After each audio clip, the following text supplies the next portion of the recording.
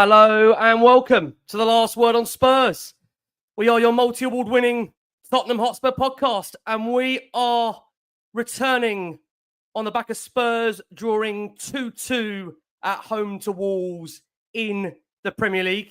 If you're listening for the very first time, just quite incidentally, where have you really ever been? You can find us on iTunes. We're on Spotify. We're across all major audio platforms. We're, of course, on X. We're on Instagram. We're on Facebook and Blue Sky too. And I'm joined by a cracking top-tier returning panel that are going to try and give you some perspective, insight, balance, direction, guidance, therapy, you name it. We've got it on this show as to where we are in all things of the life of Tottenham Hotspur. And again, I have to say this at the top. I feel like I'm saying this on every show now, guys, and please accept my apologies for saying this, that we do want to make these shows as listenable and as watchable as possible. But I do fear that Tottenham, unfortunately, are maybe hindering us from doing that. And as a host, it is my role here to try and provide that balance that I think most of the Spurs fans out there, all the Spurs fans out there deserve. And that is something I will continue to try and do week upon week, game upon game. And dare I say, it feels like day upon day at the moment with regards to where we are in the soap opera that is Tottenham Hotspur Football Club. I'm joined by Compère Richard Cracknell. I'm joined by broadcaster, presenter. Many would have seen or listened to his dulcet tones on the Tottenham way. Marcus Buckland returns, as does Marlon over at the Spurs Kings. I think Marlon is over, I think we're 100 consecutive shows for Marlon at the moment, so he does deserve a break. He needs a break. I'm almost overworking him, dare I say, as maybe Ange is doing some of these players, but that's up to you to judge and not me. Look, before we get into this wonderful panel and what they made of that game against Wolves, let's bring you in the match, the facts and the stats from that game at the Tottenham Hotspur Stadium. It did finish Tottenham Hotspur 2, Wolverhampton Wanderers 2. Spurs 13 shots to Wolves 11. 3 shots on target apiece. 29 touches in the Tottenham box in respect to Wolves' 20. Wolves edging it on tackles 113-9. Accurate passes, Wolves edging that as well. 356 to 319. Clearances, 19 from Tottenham, 15 from Wolves. The corners, they shared 5 apiece. Wolves edging it on the possession. And I think we'll come on to it in this show. That wasn't the case for a lot of that game. 51.8 to 48.2. And the XG, Tottenham having the majority of that line share, 1.58 to 0.54. And can I just say, I think as many will want to do in the year of 2024 from a Tottenham perspective, as we do wave away 2024 as Tottenham Hotspur fans, this is the leanest points return for any calendar year since 2008. Very damning. And like I say, we'll be bringing you the facts and stats as we go on throughout this show. But it just shows you at the moment, just the nature of Spurs is tricky.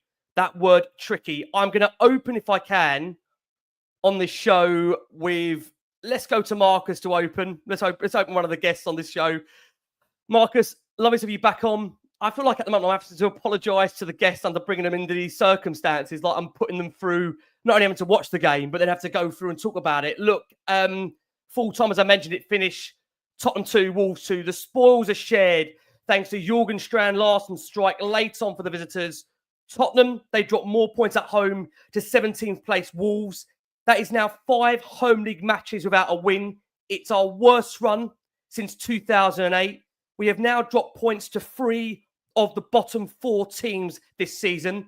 And just to bring in the table, just so everybody understands what that means in the magnitude of that, Tottenham are currently 11 points off the current top 4 and 10 points away from the drop. It already feels, Marcus, like it's cups or busts this season for Tottenham. There is so much to discuss on this show. Before we get into all those elements to discuss, what did you make of the overall game itself? And lovely to have you back on. Great to be back on, Ricky. Thank you for the invitation.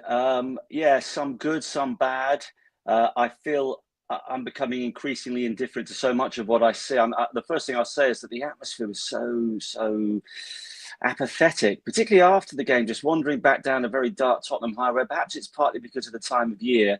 But all those around me today, even when Wolves equalised late on, there was a sense of, oh, well, you know, that was almost on the cards. Nobody's very surprised. Nobody really seemed to care. And that, more than anything, upset me. I think actually, just in terms of the game today, and I know that the big debate at the moment Ricky, is about the manager. You're either in or out, and it's getting a bit cutthroat, which is a shame. We don't want to have a civil war amongst Spurs fans. I wouldn't blame Ange today for what happened. I thought Spurs created opportunities. We know that there are excuses. I mean, they're starting to wear a little bit thin. It's only going to get worse because Udogie went off injured as well.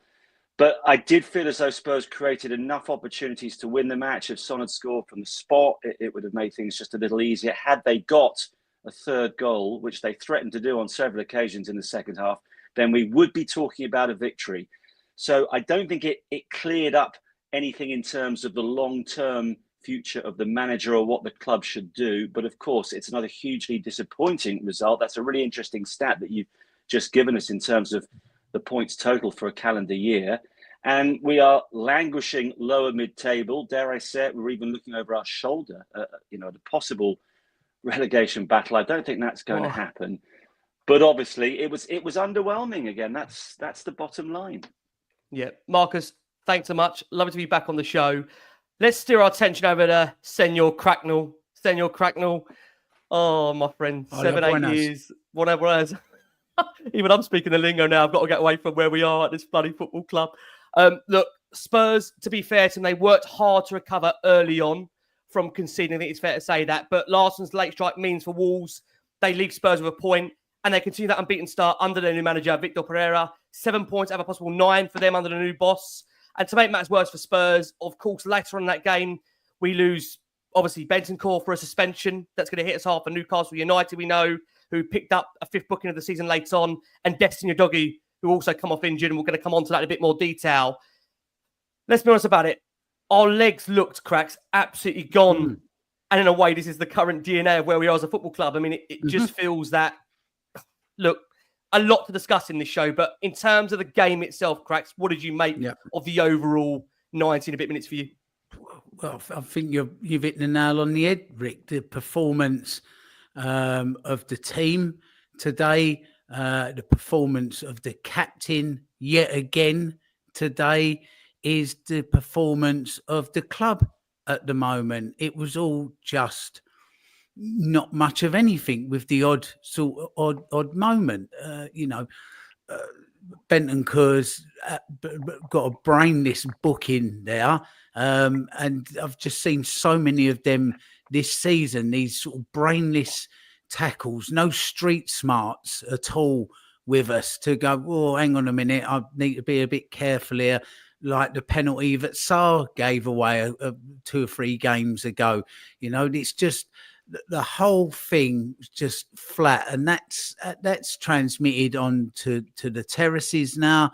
As Marcus said, people to dare is to do just doesn't seem to be our motto anymore. It's like, it's sort of tut and shrug, isn't it? That's a I suppose it's what it is.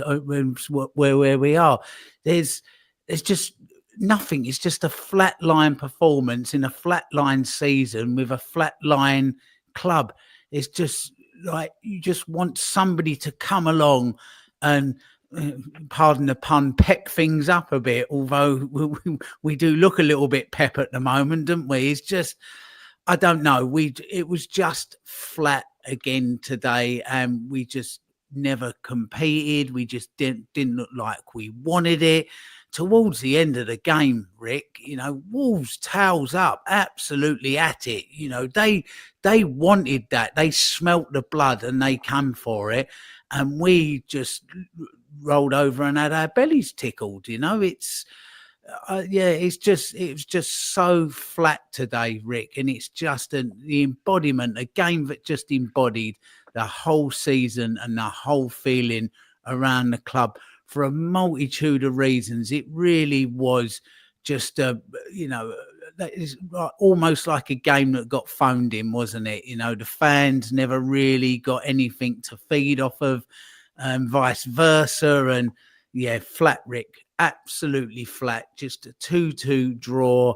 But you're never going to the club shop to buy the DVD of that, are you? To go back 15, 20 years of when you could do such things. No, just flat, mate.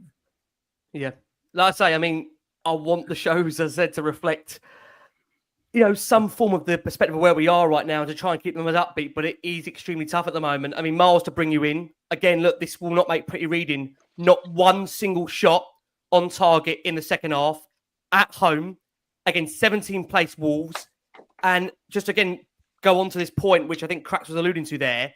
Wolves had 80% possession against us from the 70th minute right through until the end of that game.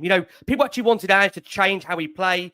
So to be honest, look, you could argue and say Spurs, they did sit back after going 2-1 up. It didn't work. There's been those calls for changing the tactics. I mean, Spurs, to be fair, they were far more defensive than they were usual. You had the likes of Porro and a Doggy barely going forward in that second half. You had Basuma and Bentancur relatively deep, and it still wasn't working. We played a lot slower, as we mentioned in that second half, to hold on to the 2-1 lead with Forster wasting time. And again, it's just a case where, albeit we had chances to finish the game and we didn't, as Marcus touched upon, I think we tried something a little bit different there. Although what I would say is there were many occasions in that second half where Ange Postecoglou was on the touchline and he was shaking his head. So I'm really intrigued to know whether it's a case that the players weren't doing what the manager asked them to do, or Ange did slightly tweak it and it still didn't work. All I know that is as a host of this show for the last 7-8 years, I'm one that's always got words to say, but I've got to be honest, at the moment, I am just at a loss, and I'm so tired of doing the similar nature of shows over the course of the last 4 or 5 years. I feel like, here we are again, Marlon. Here we are again. I mean, before, like I said, we dive into everything that needs to be dived into, what did you make of the game itself for you? So he tried some. I personally think he did try something different today, and I nearly came on this show going, I bet a lot of people, especially if we would have won 2-1, would have been very unhappy that it was a boring 2-1 win instead of being that entertaining 6-3 loss. And I looked at the game and I was like, you know what? It actually wasn't that bad. But the problem is that the situation we're in at the moment makes it look worse than what it is. The players, as both Crackers and Marcus have said, just look completely off their feet. They look knackered. You could completely see, especially in that second half, even if they wanted to make that run, a lot of them couldn't do it. They were literally on their feet. And I'm going to give Ange some credit here. He made the Sarr and Maddison substitutions at the right time. I thought he made the subs were great timing today. But I just think it was kind of, because of how long it's been and we haven't seen these changes a lot earlier, it was never going to work in a game like today because of how Wolves are up. Wolves' tails are up and they've got a bit more confidence. Now, considering how Wolves have played in the last 2 games, I thought we dealt with it pretty okay-ish. I know it's Wolves, don't get me wrong, I know it's Wolves, but we dealt with it okay-ish considering how flat on our feet we were. And the first half was a bit hit and miss. Like, there was no Ange ball today. There was parts of it, but there wasn't as much Ange ball, as you said, as there has been in the last few weeks. But everyone's going to look and go, but we should be beating someone like Wolves. But it's not. It doesn't work like that. This is the Premier League. Sometimes you're going to get these indifferent results, and we've literally had to play the exact same players for the last 2 games over this period, and you can blatantly see, especially in that last 10 minutes, some of them just couldn't make that run anymore. You could clearly see it, and that's the biggest problem right now. He just, even though we've been moaning about injuries and this, that, and the other, he just clearly doesn't have the squad for what was needed to sustain that pressure in that last 20 minutes. And if he'd have tried it against other teams when we played Chelsea and when we were a bit more fresher, I'm not saying we were a lot fresher, but we were a little bit more fresher, we may have seen a complete different result today if we had tried these things earlier. Look, at the end of the day, I'm not going to sit here. Today is not really on Ange in the sense of what's happened, but it's, if we would have come out of it 2-1, everyone would have been here going, oh, thank God we got out of that. But Wolves played really well. In certain parts of the game, they had more of the ball.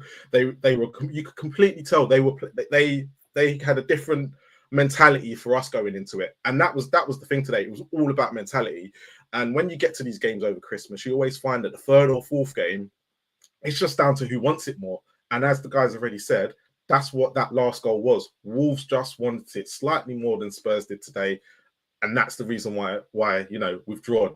Ange doesn't do draws. So it's kind of a result. You're going, all right, we've got a draw today.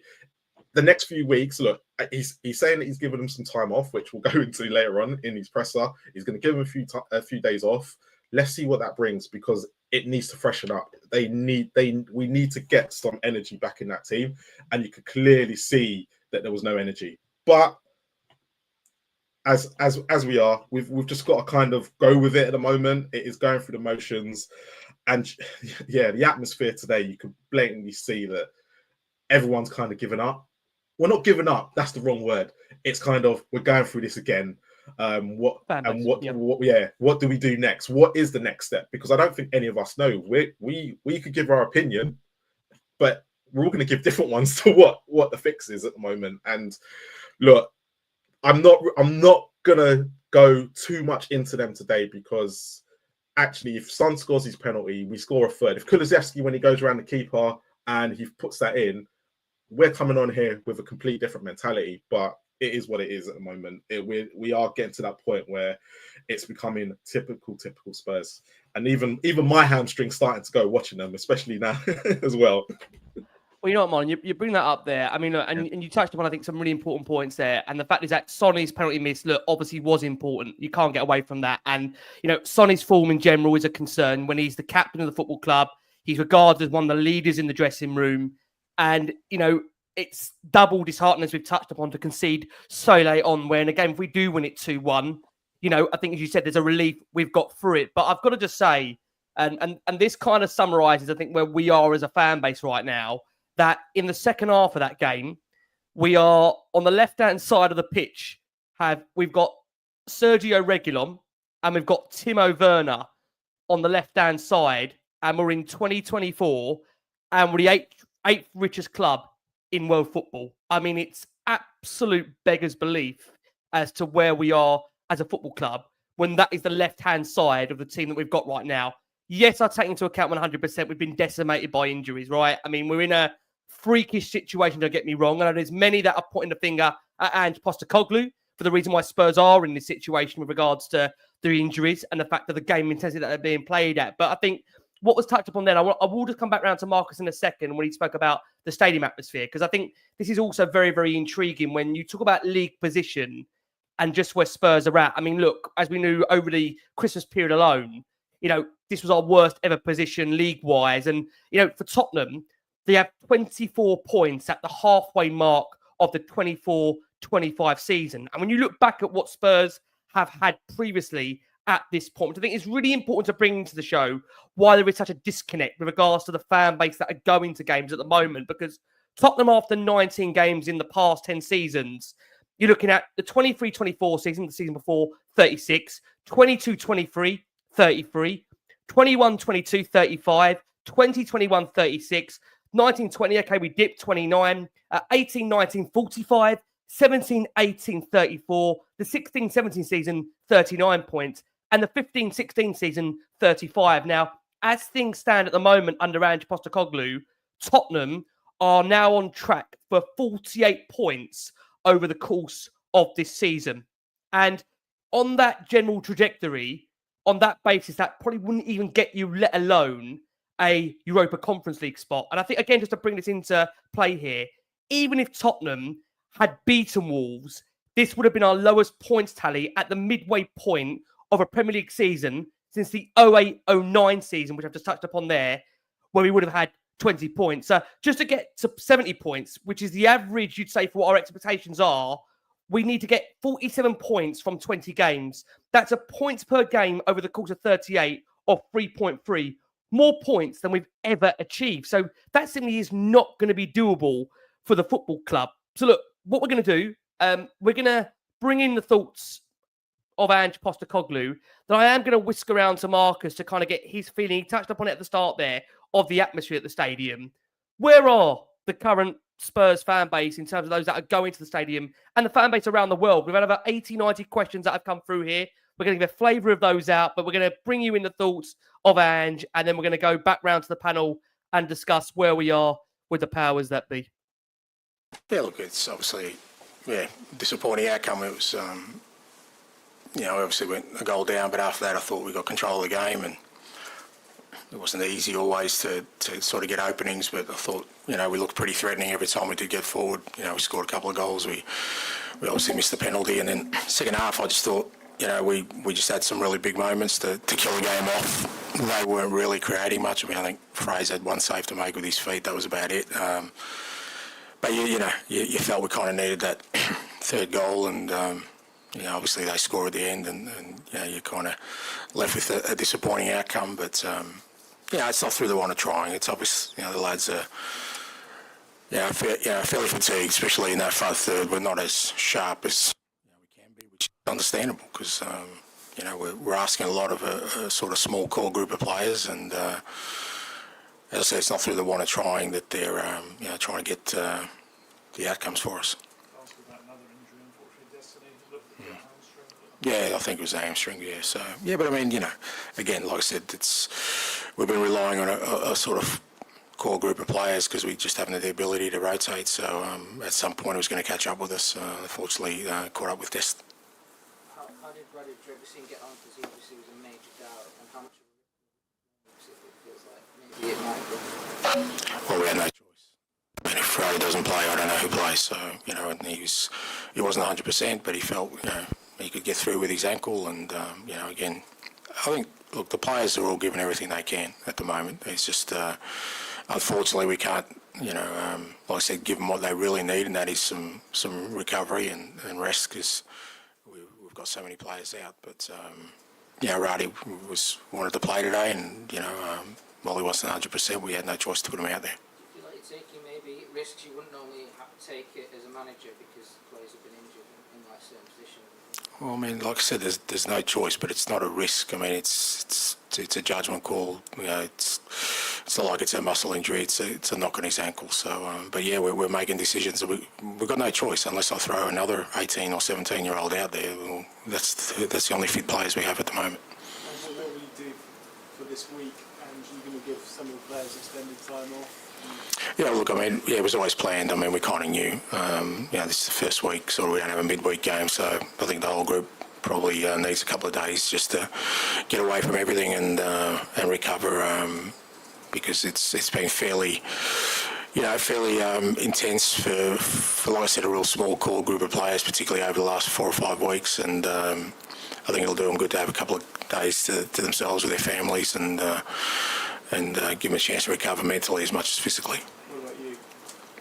Yeah, I'll just keep going, mate. We've got work to do and try and get some help for these players. And, our role is to try and, give them everything we can, the support we can to perform at their best. Is that pretty much your message to the players and the dressing room office? Because it's say they're giving everything they can, but a goal like that is presumably quite deflating. Yeah, they're very disappointed, but it's not, like I said, it's not through the want of trying. I can see how hard they're trying, and if we were at our sharpest today, we would have got that third, a goal, maybe a fourth. We were kind of inches away at times from getting the goal we needed, and I just think it's just, we're just lacking a little bit of that dynamic movement that we need because, you look at those players, Dom, and I don't know where Decky gets the energy from, and even Brennan, even Sonny, and a lot of these guys, they're just they're finding some form of kind of energy to still be out there trying, but we're certainly not as sharp as we can be. And I guess when it rains it pours, Rodrigo Bentancur is suspended now from the season. That challenge at the end seemed perhaps a bit unnecessary.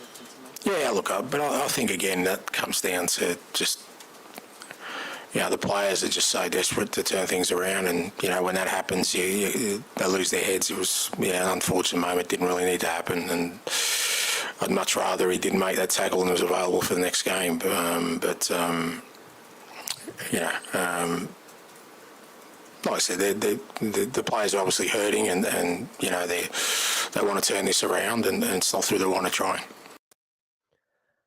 So there you go. Those were the thoughts of Ange Postecoglou on the back of that 2-2 draw against Wolves.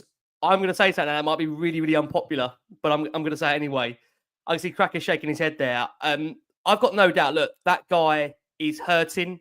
He does care. Whatever you think about him from a management perspective, there's no doubt that he's hurting, right? You know, he clearly wants the club to be doing better in terms of their form. He wants better performances.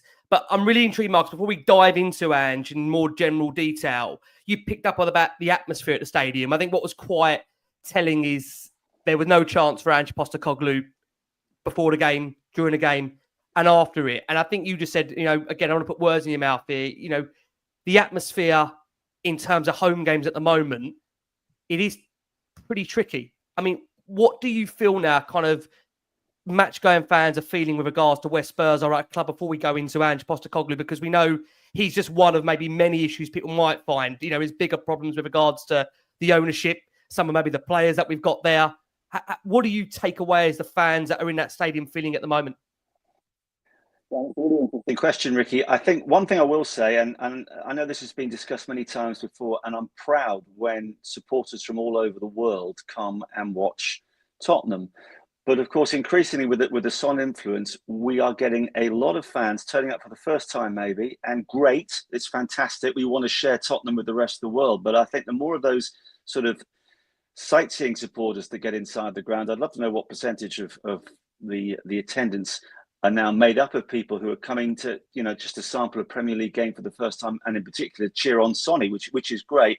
But that slightly dilutes the atmosphere. I think, you know, I suspect maybe it's this time of the year. We've all had too much turkey and drunk a couple of glasses of whatever, too many, and there's a little bit of lethargy anyway. But I was a little bit surprised that you know, the Levy song barely got going today. There is just that sense that we are going through the motions, as the other boys have said, and it's almost like, oh, well, what are we going to do about it? What can we do about it? Because there'll be the chance to get Levy out. This has been going on for so many years. It's not going to happen unless he wants it to happen. So you're caught in this perpetual cycle. I think that the longer you've been a Spurs fan, the more you become accustomed to disappointment and frustration, and that just seems to be reaching a crescendo. The other thing I would say, what I find interesting, obviously, with social media, and I'm part of it, so I'm probably partly to blame.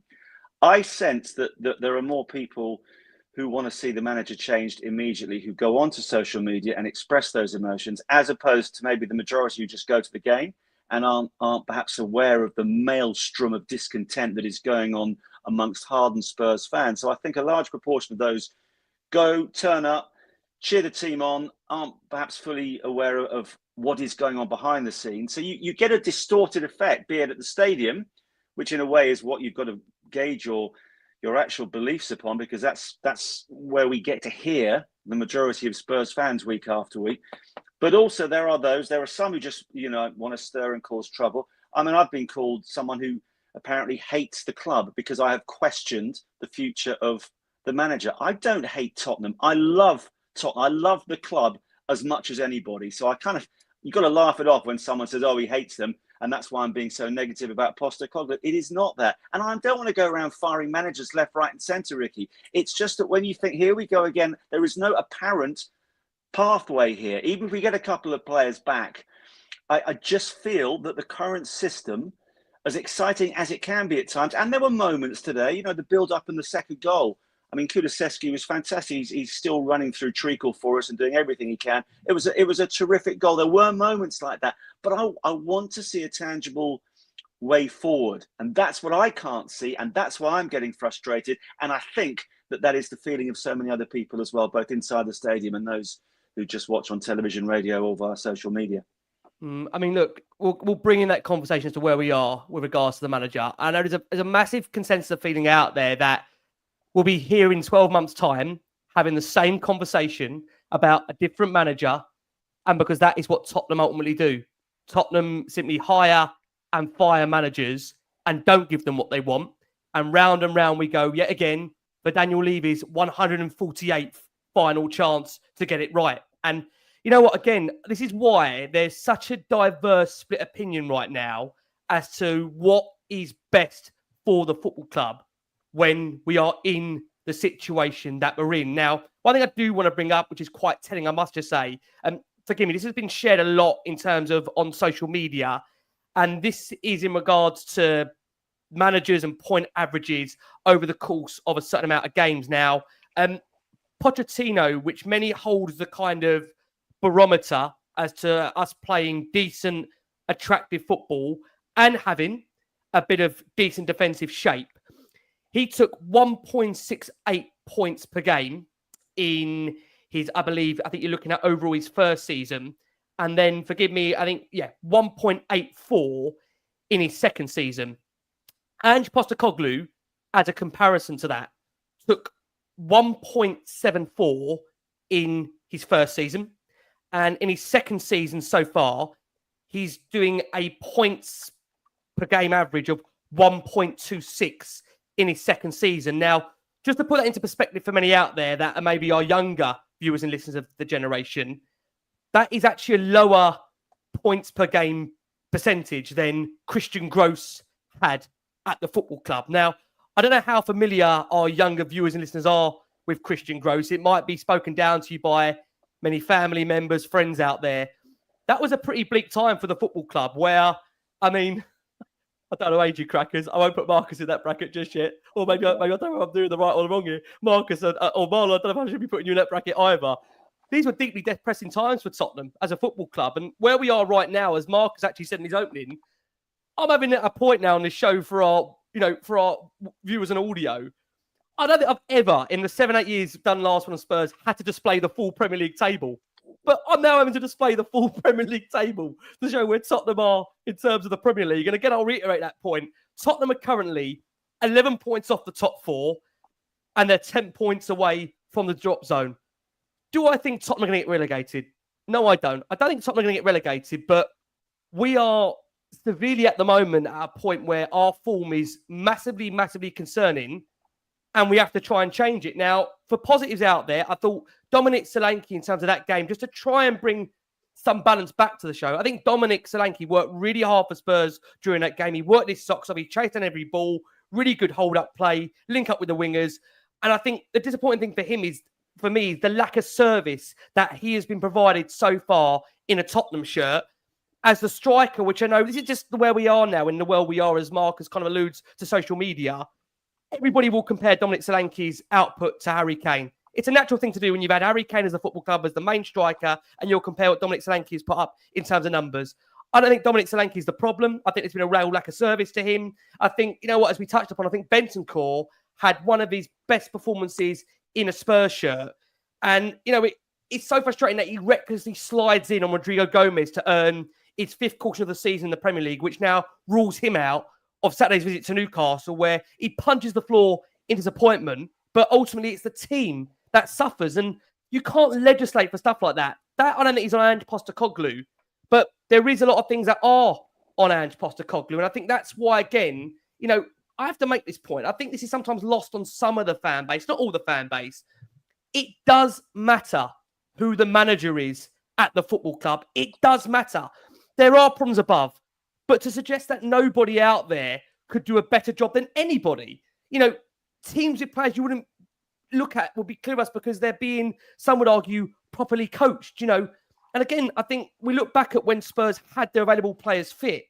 Spurs have 10 of the 23 league games where Romero and Van der Ven both started 2024. And by the way, that's not including the one where they were rushed back and Romero went off after 15 minutes.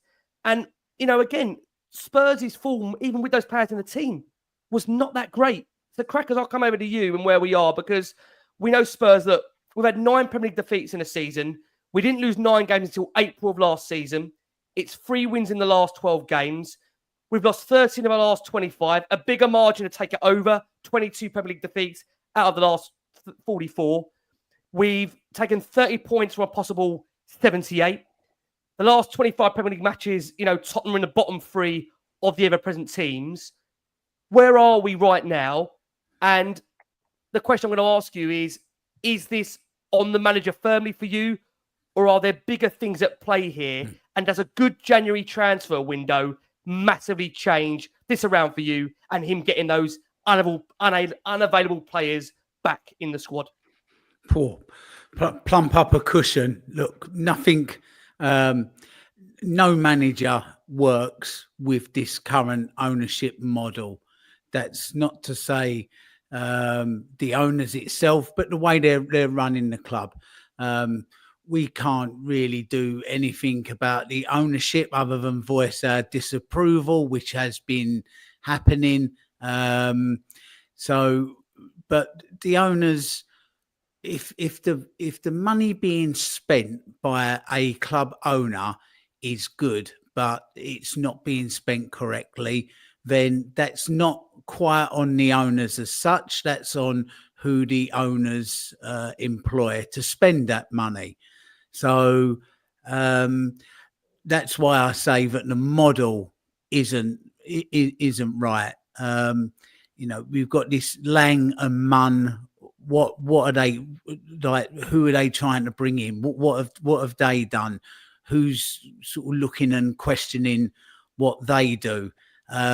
But after 24 years, it's quite clear, and after so many managers, that this owners and ownership model and the way that they run it is not working.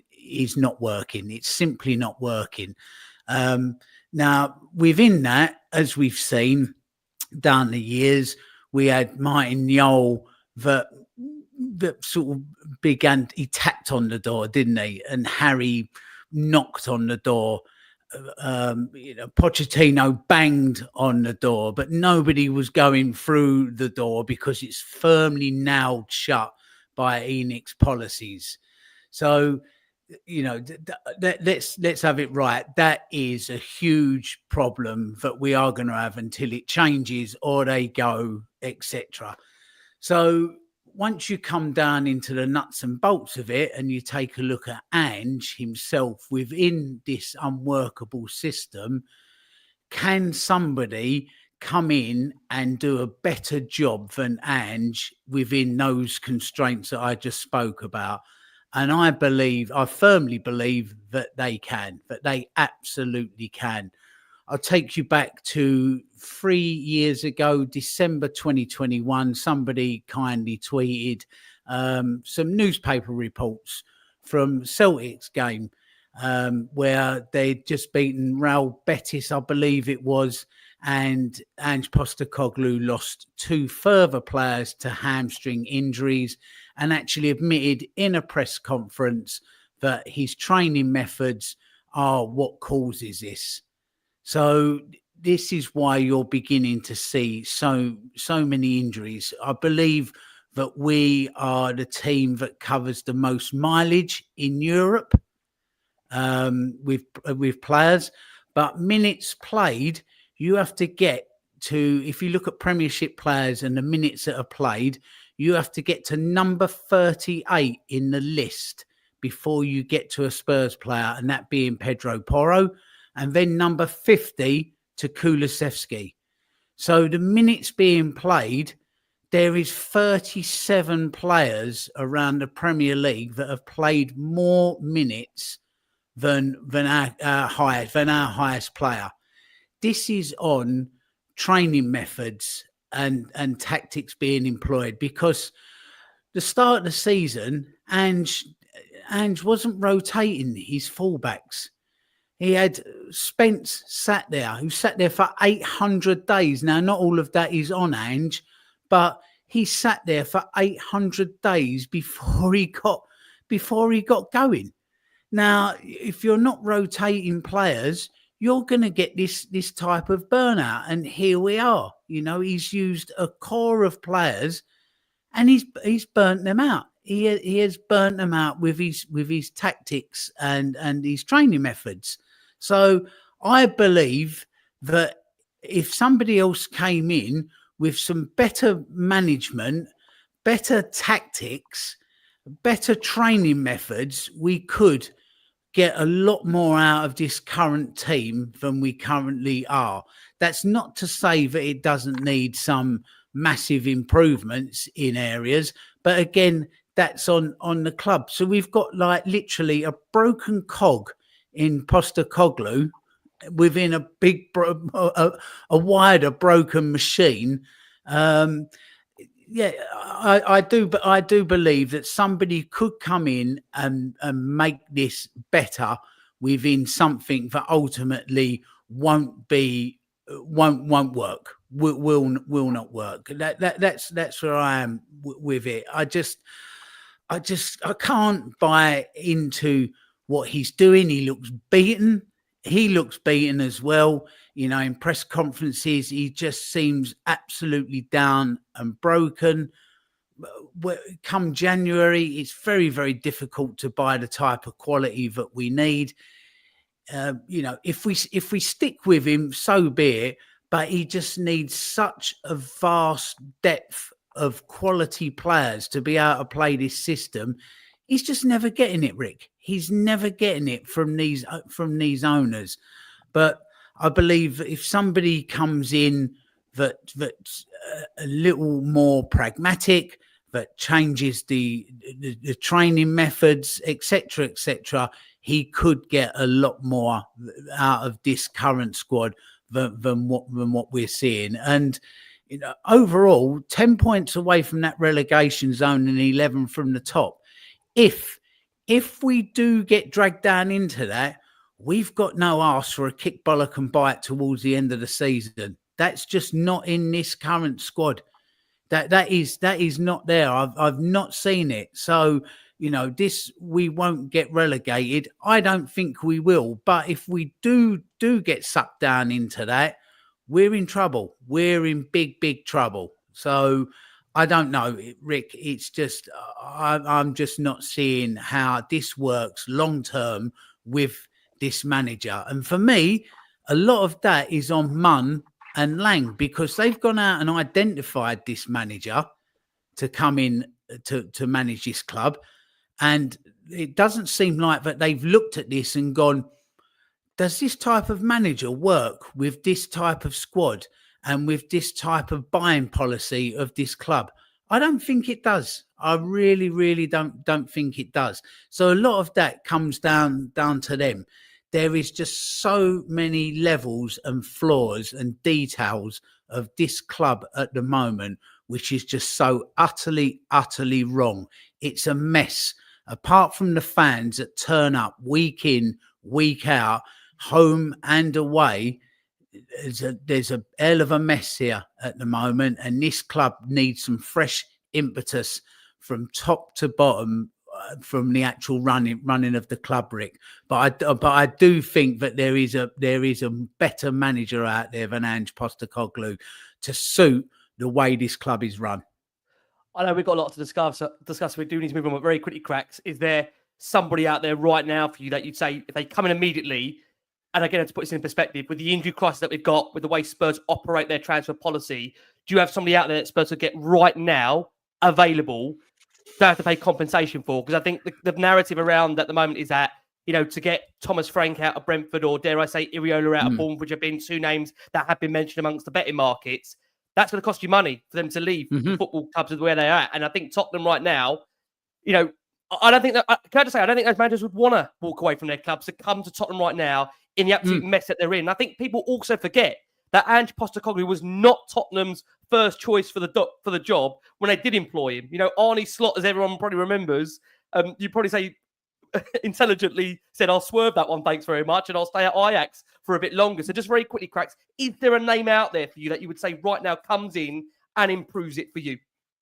Well, I don't think the compensation issue should be an issue, Rick. We're the 8th richest club in Europe. We charge the highest prices in Europe for tickets. So to go and get the ideal person, if that includes paying compensation, so be it. The money is there. You know, we've looked at Reguilon and Werner playing down the left wing. We've been asked to pay ticket money to see Elvis Presley and being served Shaking Stevens. For like, come on, that's nonsense. That's absolute nonsense to have them two playing there. So go out and get the manager that you want and need, that you think takes you forward. I like Iriola. I do like Iriola. And I think with the money that this club has got, they should. He won't walk away from Bournemouth. He probably wouldn't. I think you'd be absolutely mad. I mean, you know, my son, a budding goalkeeper.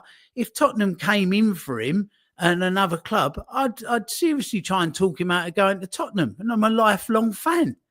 I'd say to him, I'd think twice about that. I'd look elsewhere if I was you. This is where we are. I do like Iriola, and I think that you just have to make an offer that you cannot refuse. But I don't know whether somebody like Graham Potter would be that man to be able to knock us into a bit more shape.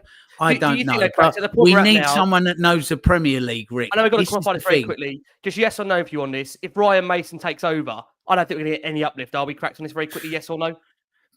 No. Well, whoever comes in, we've got to get out of this injury slump first. So whoever comes in is taking over, something resembling like the Battle of the Somme at the moment. They're all crocs. So nobody's going to get an immediate uplift like that because he's just not got the squad available to them. But again, the 8th richest club in world football. I shouldn't be asking questions like this. He's then going back to Ryan Mason to come in, and cover once again. But Chris, I'm having to ask you these questions because this is what this football club does. There is no priority of football being first, which is why I have to put to you the most stupid questions because this is what our football club do to us. On this one, please. I don't think he's going to go anywhere, and I think there are reasons for that. Partly, obviously, the January transfer window is just around the corner. You're quite right. I mean, my preferred tip, by the way, if for whatever reason Postecoglou went, I think that Marco Silva, although he darted around a few clubs earlier on, he was always respected wherever he went. And at Fulham, he has consistently rebuilt a team that's lost its star player at the end of every season, and I think he's now maturing into a fantastic manager. So. And I would not have a problem with Iriola either, although I think he hasn't quite got as much experience. But I think you're right. They won't want to arrive. And the problem we're now left with, and we do need reinforcements, but just Spurs, if they keep Postecoglou, which I think they will for as long as the League Cup run and the Europa League run goes on, do they want to give him 50, 60, 70 million quid, whatever it is, to get the sort of players that he needs for his system, only in the summer to realise that it's all gone wrong? Or do they get rid of him now? They try and bring somebody else in, and then they're immediately scampering around trying to find reinforcements with the thoughts of a new manager. It's a complete mess whichever way you go, which is why I think, whether you want to keep him or not, Postecoglou is staying in the short term. I cannot see the club sacking him. Yeah, I mean, look, just on that point, I will just say, because we've monitored this conversation, the news we've had late on after this game as we record this show, this is from Matt Law, obviously well respected at the Telegraph. He said the message from inside Spurs ahead of this game was that it's business as usual and Postecoglou's position was not under any immediate threat. If that changes on this show, we'll let you know. It's not the first time that we've been doing a live recording and something breaks, because that's what Tottenham are. They break us. Look, Marlon, Rick, doesn't it worry you though that they've said it's, well, Matt Law has interpreted it as business as usual. Business as usual at the moment is shit. It's shit. So, do something different then.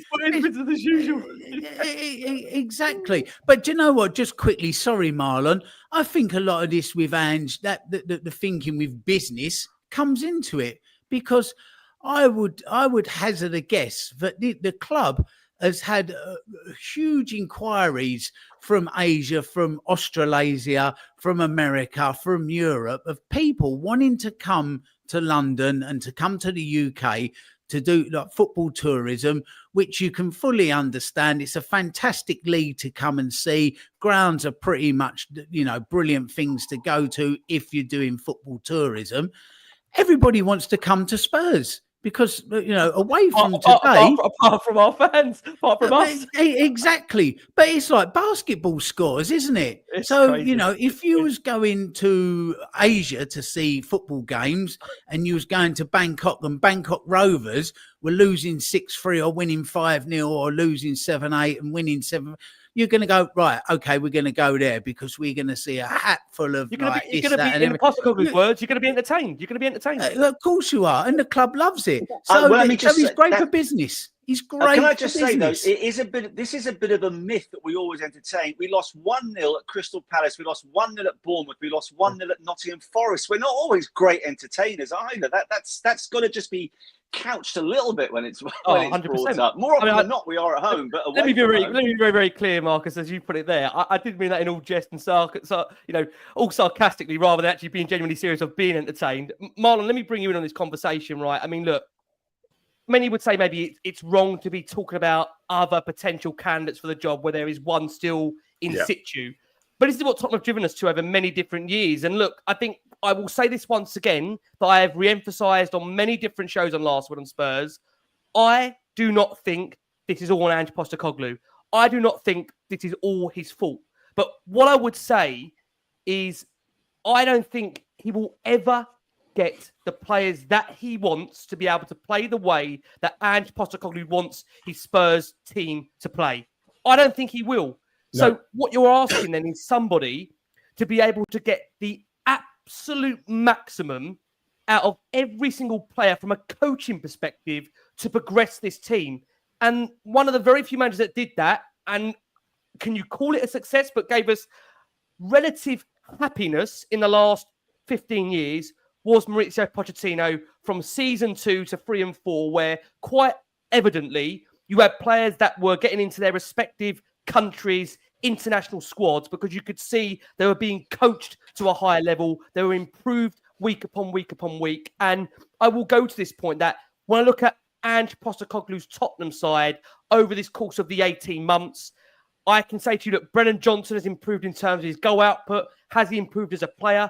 That is up for debate in terms of his overall contribution. Goals, yes.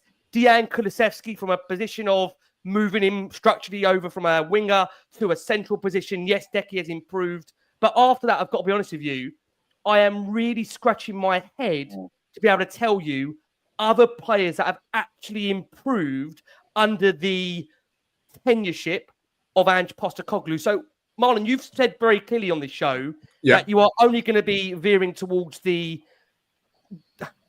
out brigade of Ange Postecoglou when we're out of the cups. Do you see any hope with what Spurs have got to come in terms of the upcoming fixtures? We've got, just to be very, very clear, in January, Newcastle United at home to start with. We've then got Liverpool in the Carabao Cup, the semi-final first leg. Tamworth away in the FA Cup, which people might laugh at me now. I think that looks quite a hard fixture now, given this recent run of games. And we've then got Arsenal away. We've got Everton away. We've got, again, one of two crucial Europa League games against Hoffenheim. You then argue it might get slightly easier. You've got Leicester at home. And then you've got Elfsborg to top off January as a month. I mean, how do you feel, Marlon, about where we are right now under the manager?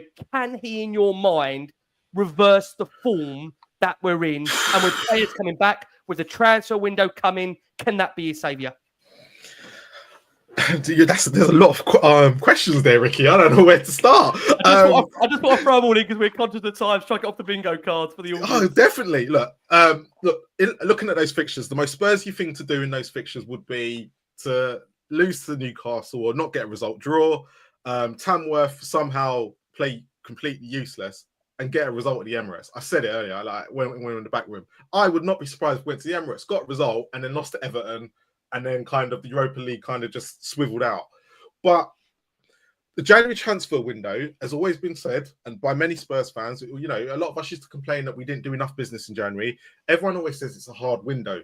It's only hard if Spurs have been preparing for the last 6 months on a player that they have wanted to bring in. Now, the problem with the whole manager situation as well is that you've got to look at it like this.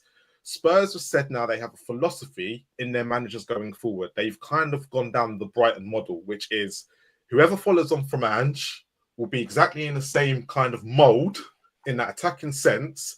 So, because I saw someone put Allegri, just talking purposes earlier, as a manager could come in. He's too defensive now. If Spurs are not going to go to a Conte or Mourinho or down that route again. So you are now looking at managers that especially are out of work, right? And I do agree with Crackers. If you're paying the top prices, you have to go get a manager that's in a job. You should be going to get the best. And I think I said it on the last show. We should be going out to get the best. But the way this club is run, you know full well that this club is going to go find someone who's not in contract. So we are looking for the next Martin Jol, the next Harry Redknapp, and the next Pochettino, because those are probably the only 3 managers that have been what we call successful with the fans and under this ownership. Those are the 3. All the rest have probably been hit and miss with the fan base, hit and miss with the way the football's been played and everything like that. So for me right now, it's a case of, do I trust Ange to get through this period? Because as I said, I'm only in for the cups now. Not really, but he's the only person. You got to remember, we have beat Manchester City and Manchester United in the cup so far. Under previous managers, once we got to one of those 2, we'd normally go out. And he has proven against the big sides, right? He has proven, he has done that this season, no matter how, if we like it or not, apart from that Liverpool game. And let's be honest, we never beat Chelsea, no matter which manager we have. So he has proven that he can get a result. And I look at that Liverpool game and I go, if we had a proper defence, and which we did for that first 20, which we possibly did against Chelsea, maybe we could get a better result. And Liverpool, hopefully, will change some of their starting lineup. But it's against the poorer sides where we don't have the ball, like today against Wolves, against Ipswich and teams like that, where we find it very, very hard to break these teams down. And for me right now, and I'm going to say it again, James Maddison is very key to everything we're going to do in this next month. We need to get James Maddison back on it. And the reason why I say that is, let's go back to that Manchester City game where he completely run the show. Let's go back to those 10 games last season at the beginning where we all went, right, this is not the James Maddison I was expecting to turn up. And at the moment, and I've said this, there is something between them, that he needs to get James Maddison back on side to get this team ticking again. And I think that's what the biggest problem is, because even the performances we've seen with James Maddison this season have been so up and down. And a lot of people said it's the system that Ange plays and it's this, that, and the other. So, and that's how I'm looking at it. Our best performance comes when he is on it. And I think at the moment, Ange and him I don't know what it is, need to get in a room and sort this crap out, because once they sort it out, I think we'll clearly see something on the pitch as well. But look, the injuries are hurting us, but you can't, as I think Tim Sherwood said it, and I've been saying this as well, we're only missing 3 players in that first team, which is Foster, Vicario, Van der Ven, and what's his name? And Romero. Yep. Right? If you look at the beginning of the season, a lot of people were complaining about Romero. So why all of a sudden are you going, he's the reason? Look, the injuries are going to come. We had the injuries last year. We've got the injuries this season. So we've got to look at January, and hopefully if the club have done, they've seen the injuries come in for the last 6 months. If the club have done exactly what they're supposed to do, we should already know which players we're going after and which positions they're going to be. But knowing Spurs and knowing the way we work, it'll be a last minute job, because we want to get the best deal possible. And that sometimes, in a situation like we are now, you need to go and get the manager, the players he needs to make this system work in the next 6 months, and hopefully build it so he can, look, the league's done. I think everyone can agree. I think everyone in the chat can agree the league is now done. We need to stop looking at the league. When you say it's done, Marlon, do you mean done in terms of not even being able to qualify for any kind of European? I don't think we're just not. I think what it is, unless there's a big drop off from the teams above us, which at the moment you're hopefully looking at Bournemouth to drop off, you're looking at Brighton to drop off, but they just seem to be a lot further than when we are. Like you just said, why is Areola going to come here? Unless there's going to be a major drop off from Bournemouth, it's not going to happen. So we're going to have to look at the league, and unfortunately, we're going to get these inconsistent results. And it's down to whether we stick or twist right now. And I just don't see, and this is where I'm kind of going against myself. I just don't see the point of getting rid of him until we fully know, because everyone's going, once we get our first team players back, it will be slightly different. Yeah, the results might be an upturn, but he really, really needs to put those cups first now. And then for me, I will judge him at the end of the season. And look, I get what, look, we're 11th. It's not acceptable. And we should be doing slightly better in the league. But yep, that's the biggest issue right now. It's really what the biggest issue is. And I'm not going to sit there and say I think Ange is the man to take us forward, because right now I'm not seeing nothing from him to see that he's going to. But I just think at this present moment, I think everybody's right. January is in a couple of days, and unless you're going to go get the manager, would have to be changed this week, and you'd have to go out and get the players that he's going to need to even take us forward and get the injuries over the line. It's a rock and a hard place, and I don't even know what to suggest. I could give suggestions, but even I'm kind of like going, will that even work? So I'm just kind of looking at it going, do I want Ange to stay for this present moment? I've always been on until the cups are over. I'm in. However, do I think he can get us what we want what people want in the league? Because that's what the biggest problem here is, our league form. I don't think he's the man to get us that consistency that people are looking for at this present moment. And go on, Ricky.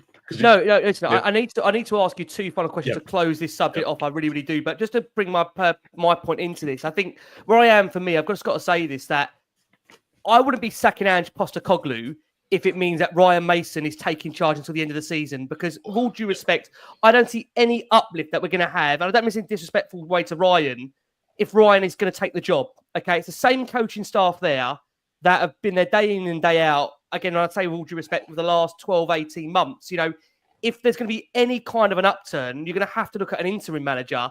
And I can also say this, that even though they've got an incredible stadium, an incredible training ground, I think Spurs are actually running out of managers to employ, because this is not an attractive job as much as it would have been many, many years ago, even with some of the players that we've got in that squad. And people will say, yeah, but the squad is aging. Yes, Son Heung-min's out of form. It's declining. This is what is really bugging me at the moment. In my opinion, there's still some very, very good players there. I don't think you're seeing the best of Destiny Udogie, Pedro Porro, dare I say even like the likes of Yves Bissouma, Rodrigo Bentancur, because the system that they're being asked to deploy, just in my opinion alone, is not getting the best out of these players. And I wholeheartedly believe, for me, that if there was an element of seeing a little bit more pragmatism in the way that we want to play on a more consistent basis, and not asking players to defend on the halfway line or being so far forward, you wouldn't see anywhere near the amount of goals being conceded, and you wouldn't see anywhere near the amount of mistakes being made. And I just think this is where Spurs are going to have to make a decision as to what they want to do, because I think if you sack Postecoglou and you just put Ryan Mason in charge, I think you're actually writing off, in my opinion, the rest of the season. But I have to also look at the form right now. Was it 3 wins in 12? I mean, this is stark contrast in relegation form. I mean, did you want to say something, Marcus, there before I come into the ask the final questions on this debate? Yeah, because Ricky, I think you have raised the essential, the best point of the lot, and perhaps the most important role for a manager or a head coach is to improve his players and get the very best out of them. And you're absolutely spot on in saying, okay, changing Kulusevski's position, which, by the way, was a very obvious thing to do, because the player himself had been saying that that's where he's at his best, and that has really worked. And aside from that, you mentioned maybe a couple of other players who've got a bit better, but then you look at the likes of Sonny. Maybe that's age. I still don't think it's his legs. I've argued with a lot of people about this. I think he's just lost all his confidence, all his belief, his decision making, etc., etc. He's not bringing out the best in the players. But at the same time, if you're looking to bring people in to play in his system, what top class defender is going to want to come to Spurs to raise Crackers' point, because actually they're just going to bugger their hamstrings up. So that's an issue. And I actually think Marlon is right. I'm going against myself a little bit, because deep down I feel that Postecoglou is not the way forward. But I do think that while we're in the Cups and while there's a chance to get the other players back, let us give him one more roll of the dice. Let us see if maybe this gung-ho approach does lead to an unexpected piece of silverware. And if it doesn't, come the end of the season, well, that's where you've got more choice when it comes to another manager, because the likes of Iraola or Silva or whoever you're having a look at might be more inclined then to say, okay, I've had a great year, another great year at Fulham and Bournemouth, but now I need to move on. So there is absolutely, you're right. Again, there's no point getting in a part-time manager like they've tried unsuccessfully the last few times. Two final questions, and Marcus, thank you so much for that. Two final questions just to close this debate off. Crackers, I'll come around to you. Just yes or no on both of these questions. Number one, Cracks, will Ange Postecoglou be back during the transfer window? And number two, will Ange Postecoglou be here at the end of the season? Yes or no on those both points? No, being backed, no one ever is. You buy the right quality players that can play with any manager. You're seeing that at Liverpool right now when they transition from Klopp to Slot. Second question was, Rick, sorry? Second question was, will Ange Postecoglou be at the end of the season? I believe he will be, yes, but not next season. Marlon, same question to you on both of those. Will Ange Postecoglou be here at the end of the season, and will he be back in this January transfer window? He won't be backed because no manager ever is. So that I don't think he'll be back to what he needs completely. I think he'll get one or two players in, but he won't. I think they're waiting for a lot of players to come back. But on the manager towards the end of the season, I think he will be, unless the fan base really turn after a certain game. Like, let me put it this way: that North London derby, they better turn up, otherwise he's gone. Marcus, close it for me on those two questions. No, he won't be sufficiently backed, and he will still be there at the end of the season unless we get knocked out of the cup by Tamworth or we really get sucked into a relegation battle. There you go, guys. Thank you so much. Show's not done just yet. Sorry about that. we are just over the halfway mark. You'll be pleased to know. Look, there is over 6,000, 7,000 of you that are watching the show live. Thank you so much, as always, for all your incredible support for Last Word on Spurs. We greatly, greatly appreciate it. I will say what I said at the top of the show, and re-emphasize this once again. We do want to make these shows as watchable and as listenable as possible. And there might be conversations that we're having here that are maybe uncomfortable for some, but I think it's, I say our duty, our job as we do the podcast to raise, I think, the pertinent questions that a lot of Spurs fans would want to raise. I can just say on that point, we've had well over 80 listener statements and questions that have come into this show. Quite simply, I'll be honest with you, this was right on full time. So you'll appreciate there is a lot of anger and frustration amongst the fan base right now, and just not on the manager, on the players, on the coaching staff, the medical staff, all kinds of staff. Kush says here, going into therapy, we are 6 points off sixth. If we get our injured players back in January and make 2 free signings, I would like to see what we can do. Dan Hoskin says, where has last season's high, energetic, fast-paced, free-flowing football has gone? Dan, what I would say is that, I've been one of the most staunchest critics, but we have had, 10 players out of the squad. And I think if you take 10 players out of any squad, 3 of them being your main starters, that is going to have a change in the football. Rohan K, he says, what does Scott Munt actually do? He's now responsible for the football operations, and they've fallen apart since he's joined the football club. There's just so many, questions here with regards to where we are on the manager's future that I believe we have answered, but just so many that unfortunately we can't answer now because we simply don't know. But all I will tell you is that if there's anything that does happen, we will most certainly be letting you know during this show and more. Look, a reminder out there for you that we are delighted on Last Word on Spurs, as always, to be partnered with NordVPN. They're about the only thing that's working at the moment when it comes to Spurs and Last Word on Spurs and us in general. Look, they are, what can I say? They're the fastest VPN in the world. I'm not sure I can even sell this to you guys anymore because I want to say to you that you're going to need them for your away days coming up. But you're thinking, Rick, don't send me to more games. Are you trying to kill me? I'm so sorry. If you do want to see more of, this fabulous team, what am I talking about? Home and away. You can, like I say, check them out right now, nordvpn.com/LWOS. Poor Crackers, I think, gets them for free at the moment. I think you want to turn his NordVPN off, won't you, Crackers, at some point? You can switch your NordVPN on and you can watch Squid Game 2 in South Korea. How about that? Anything just to get away from this. Anything. There's the power of advertising. Rick, until you get Squid Games 2 supporting and sponsoring this show, then I'm sorry, that's poor form. Sorry. I want to see soldiers in red boiler suits walking around the edge of this show during it, please. Come on. Give it to deadline day. Give it to deadline day on January. You might bloody well see them. Who knows what this football club is capable of? What can I say? What can I say? Look, we'll turn our attention, actually, Cracks, as you're with me here. We'll turn our attention back to the lineup for this one. This game feels... God, what can I say anymore? What can I say anymore on this football club? Spurs made 2 changes to face Wolves in the Premier League. Ange could call upon his only fit central defender in Radu Dragusin after a scare midweek where the Romanian went off with an ankle injury. He was recalled. He continued to partner up alongside Archie Gray in the centre of the back line, with Ben Davies having suffered a setback in training after his return from a hamstring injury. Yes, so typical Tottenham. Ibasuma, Pedro Porro came back into the team while James Maddison remained on the bench and was joined by Pat Matassar. Jed Spence missed out through suspension after his red card late on at the City Ground. Brennan Johnson's inclusions mean that he's featured in every single Spurs game over the calendar year. That team read Forster, Porro, Dragusin, Gray, Udogie, Bentancur, Basuma, Kulusevski, Johnson, Solanke, Son, with a bench of Austin, Reguilon, Dorrington, Olasise, Sarr, Madison, Bergval, Werner, Lancashire, and Marlon touched upon this. A big call to drop Madison to the bench for a second game in a row. Many thought he'd be rotated against Forest, so he was fresh for this one, especially when you need your most creative players against a deep block, but Johnson and Son retained their spots. I mean, look, make it make sense, because very little is with regards to maybe our lineups at the moment. One thing to also let you guys know, and girls out there, that Fabio Paratici was once again in attendance at the Tottenham Hotspur Stadium.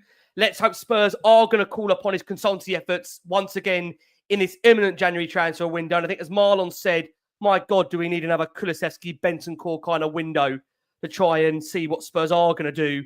But Cracks, I will come over to the first goal of the game, which went to Wolves very, very early on, and the nature of how that came about. You know, Hwang firing Wolves in front, given far too much space on the edge of the Spurs box following a short free kick. His first start since the 1st of August. This is now for Spurs, when you look at it, they've conceded the first goal for the 11th time this season. Only Leicester, Wolves and Southampton have conceded more. There was an argument that Spurs did want a foul after Johnson went down under contract from Bueno, but nothing was given. I mean, the nature of the goal, Cracks, you probably can obviously see the stills here that we're showing on our video version of this show, that every single one of the players seemed to be asleep. They weren't switched on. Force was actually still doing the wall beforehand, before they actually took it. And you know what? Spurs have created yet again some unwanted Premier League history by becoming the first team since the inception of the Premier League in 1992 to fall behind 1-0 in 15 home games in a single calendar year. We're smashing You'll records, never right? sing that. You'll never sing that. You'll never sing that. Gone behind in 15 games for the first time ever in the Premier League. You'll never, Rick, he's just not switched on, not street smarts again. It's just, you know, we're still trying to sort Wolves out and do this and do that. Saw an opportunity, took it. That's the Premier League. That's the difference at this level, that the players think like that. They're switched on, bang, there you go, wallop, 1-0. Now you're up against it. So this is that thing of being maybe a mental tiredness as well as a physical tiredness. You know, it's just not engaged and ready to go and seeing the danger of that.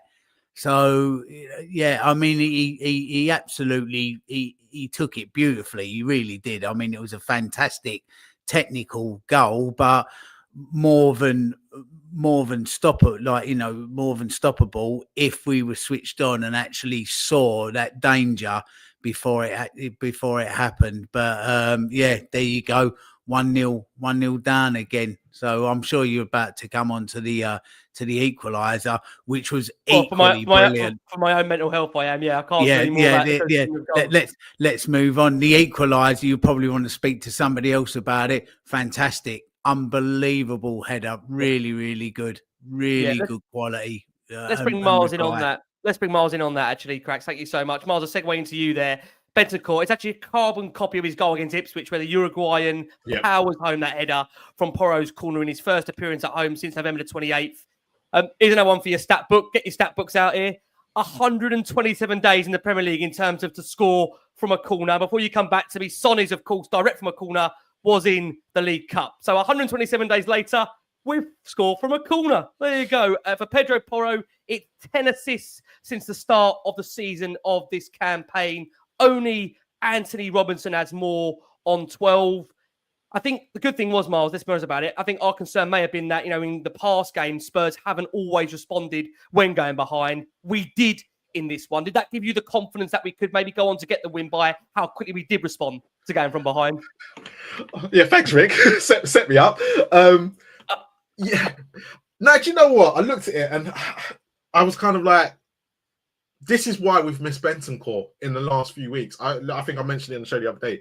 We have missed Bentancur dramatically, but it was such a great time. It was a great time to get back in the game, and actually it got our tails up and gave us a little bit more confidence. And look, I'm not going to sit there and say, yeah, I thought we were going to go out and get the second, but you could clearly see we needed to go out and get the second, and it gave the boys slightly a bit more confidence. And I just thought that the midfield was working slightly better today than it has done in the last few games. And it may have been that Basuma-Bentancur partnership that was working, because obviously Bentancur's been out and he's probably got the fresher legs out of everybody. But yeah, as you said, it was very similar to Ipswich. When the going gets tough, you kind of do see Bentancur in these situations. I think we saw it a lot under Conte as well before his injury against Leicester. He does kind of like to take the game by the scruff of the neck, which I think a lot of Juventus fans said wasn't his type of game, but we've more seen it at Tottenham. But yeah, I was happy to get back in the game, as I should be. But yeah, look, at the end of the day, it gave the boys the confidence. And actually, you did see not the typical Ange ball that we've seen in the last few weeks, but we started to get more into the game after we scored this goal. And I think it gave the boys confidence to kind of go and get it, hence the reason the penalty and the goal that came straight after.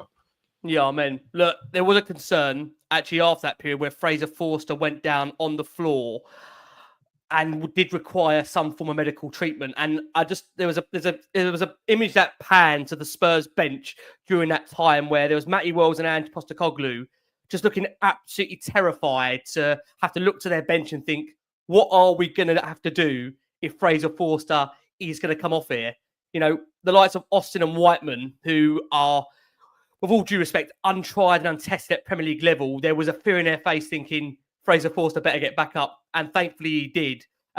Wolves actually were struggling to deal with Spurs' corners. They came close to scoring another one from a corner. Dragic's header bounced just past the post. And I'll come to Marcus for what was one of the more comedic moments of Spurs this season and during this game, where for those that have missed it, and look, we haven't got the greatest image to show it here, but Spurs, they try and create a goal scoring opportunity, but Solanke and Bentancur run into each other as they both try and shoot. And in the end, the cutback to Kulusevski actually ends up in an offside position, but pretty much kind of sums up, as this second image will show you, just our season. I mean, if anyone wanted to kind of, put in a couple of images that sum up Spurs' season, here they are. Two players running to arrive at the same ball to score, gliding into each other, falling on their arses.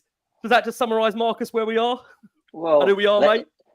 Let's try and be positive. They both desperately wanted to get on the end of it and seemed to be totally unaware that the other one was going to do the same thing. It's a shame because it was a really good move up until that point. But yeah, I saw that on social media a bit earlier, and of course everyone's saying, there's nothing more Spursy than that.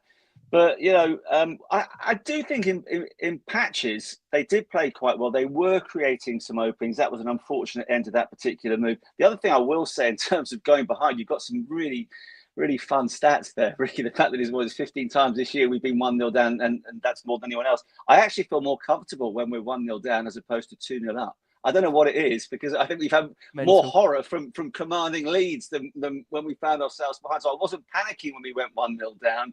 And we did create some openings today. So it wasn't all doom and gloom, but obviously that was another moment that will be a lot of fun for everybody else who wants to take the piss out of this great club, which is quite easy to do at the moment.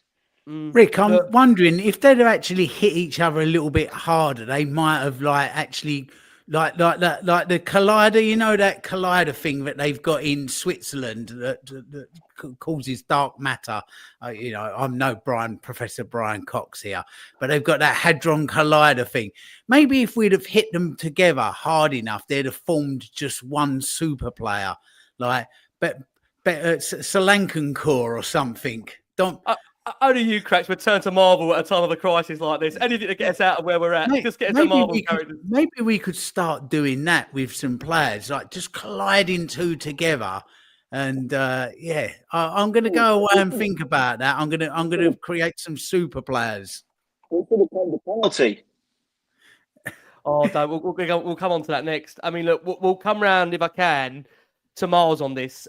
Penalty for Spurs. There was actually a big debate as to whether it should have been a penalty. Kulusevski charged down the right wing. It set the pass into the box for Johnson, who was tripped up by Andre. Such an unnecessary tackle to make. You could argue that he actually gave the referee a decision. There was elements of many saying that he bought the penalty and knew it himself. And coincidentally, this was Tottenham's first penalty that they've won in the league all season. Yo, I've got to say, I don't need more records on stats I'm reading out here. We're breaking these like we're on a... where we're at anymore as a football club. But first one we won all season. What I would say is that Sonny took an age to actually shoot low to the keeper's right. Jose Sarr did well, but it was hardly an emphatic penalty from Sonny. And all I can say is that the Spurs captain never looked confident, and it has been that way for weeks, and dare I say, maybe even months. I mean, where are we at the moment, Miles, with regards to Sonny at the moment in relation to the form that he's showing? Is this a severe lack of confidence? Is this an overall decline in his form? Is it a bit of both? Where are we, Miles, in terms of that penalty and the overall form of Sonny, which is being questioned by a lot of the fan base at the moment? I think we can go back to, when he got injured and I kind of said we need to manage his time better. And I think we're going back into that same element. But the problem is at the moment is that we've got no choice. We haven't got a fit enough squad to be managing his minutes. Werner has clearly shown, as Ange, that he's not the man to step into Son's shoes. So, look, he's aging. This was always going to be an issue. And I kind of said to, when he, if you look at his stats this season, they're actually not that bad. It's just the fact is, this is the man that's been, world-class form over the last few years for Spurs. And it's the age is starting to catch up with him like it does with most players. And if we're talking about a system where hamstrings are going and, injuries are becoming very, very high in an Ange system, Son is going to suffer because of his age, because there's going to come a point where he can't do the exact running. We started to see parts of it last season, and even the season under Conte. This was always going to be a concern. But as Spurs do with their best players, like we did with Harry Kane, we'll run him into the ground. So his form is only concerning when he's playing too many games, but when he's actually being managed properly, as we saw parts of this season, we do see goals, we do see assists. So for me, again, I'm just going to go back to the same issue. Let's manage his time better, and we'll see a better Son. I'm glad you said Miles managed the time better. I promised these guys we'd have them out of here by 10, and it is now 10, and I've got to accelerate the nature of this show. You and Ange, Rick. I've got to have work done. Go on, Mark.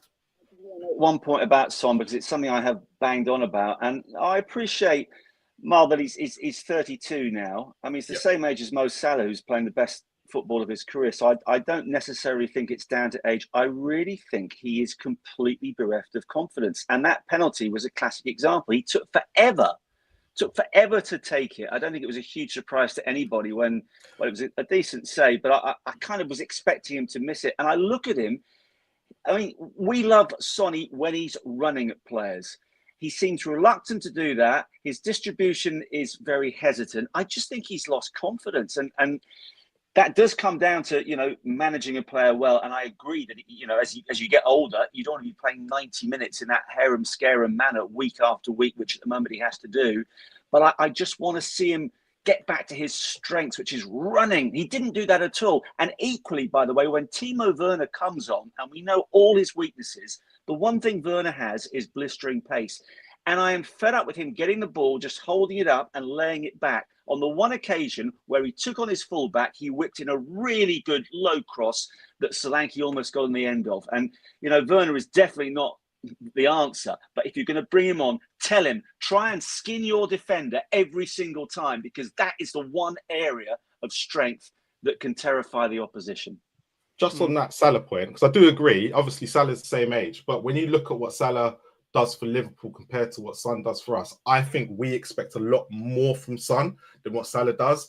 So that's why that's why I talk about managing time, because if you look at Salah has been surrounded by better players in the last few years, where for Son, he's only had Kane really, and we've mentioned, we've always moaned about transfer windows and this, that, and the other. So when you look at someone like Salah, I looked at him today, and I don't see he's not doing anywhere near as much running as what Son does. He's not. When he's getting involved in the play, it seems like even Slot has seen I can only do certain things with him. Where kind of last year, Klopp was trying to get more out of him, but it's kind of like his age was catching up with him as well. So I think you can clearly see that Liverpool have gone, oh, hold on here. If we want to get the best out of Salah, we need to change his game slightly. We can't have him running 1,000 miles per minute. Where with Son at the moment, I don't think we're doing completely the opposite. And I think if we can get Son, and if we could get Son to do exactly what Salah's kind of doing, what he does for Liverpool, I think we might see a better Son over the next few weeks. But obviously, unfortunately for us, Salah's in a way better team that are, you've got younger players around him that are running, are able to drive the confidence that Liverpool need, and they can still have someone like Darwin Núñez not performing, but still have their front three somehow combining and doing the job that Liverpool need, where we just haven't got that. We've got, and I think I mentioned this before, Solanke again hasn't scored today, but I think Brennan Johnson is his issue. We're talking about starving of service. But I've said this week for weeks now, whenever Brennan Johnson plays, I don't think Solanke ever scores.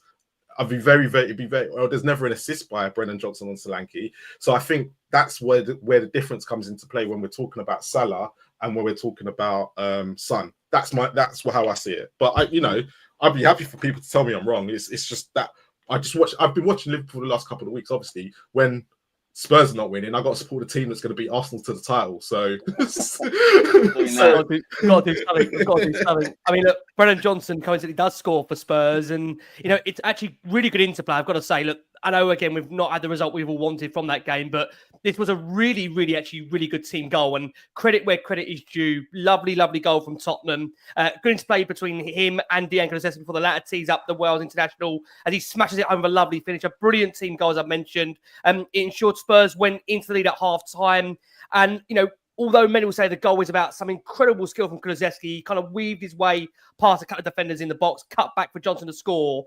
That also is about the movement, I've got to say, of Bentancur, who was miles ahead of the rest of the midfielders in terms of dropping deep to keep the ball moving, find the space to be able to pass the first line of the press, and excellent work for Johnson and Decky too. But Bentancur made that happen as well as Decky, and it goes back to that point, doesn't it? We've said this before, Cracks, that these are two players that had an instant impact for Tottenham when they signed in that previous January window under Conte, and dare I say, Spurs are going to need to do something very similar in bringing in two very similar clientele of players that are ready to go hit the ground running and be able to compete in this team and keep us moving. Is that fair, Cracks? Yeah, if we can find another pair like that, I mean, that was a real gold nugget of a find, wasn't it? But that's down to Paratici. He saw it, he got the deal done, and in they come. So, yeah, I like the way Paratici's worked and the type of players that he's found us. And like I said to you before, it's with regards to the manager, Kulusevski and a Bentancur would be able to work in pretty much any type of system with any type of manager. If you get, as long as they sort of buy into who they are on a personal level, Kulusevski, he's class. He's a class player. He'll turn out and he will give you everything and give you quality no matter who it is and where he is. That's what I'm saying. You just need to buy quality footballers that can endure the rigors of the Premier League and give you that week in, week out. If you can find 11 Kulusevskis, then you really have got something on your hands.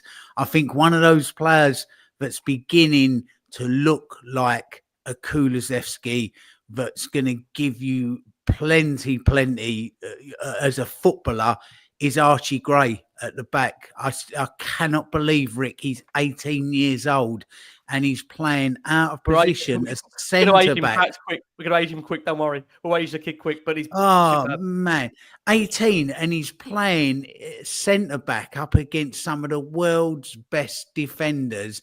And he's, we have conceded, but we've conceded team goals. There's not been much you can point to him and go, oh, blimey, Gray's had a mare there, haven't we? That's the type of player. They're the nuggets that you've got to go and find. You've got to get out there and pan for gold and pick up Kulus and pick up Grays. That if you can get 4, 5, 6 of those in your side, then you've got something. You really have.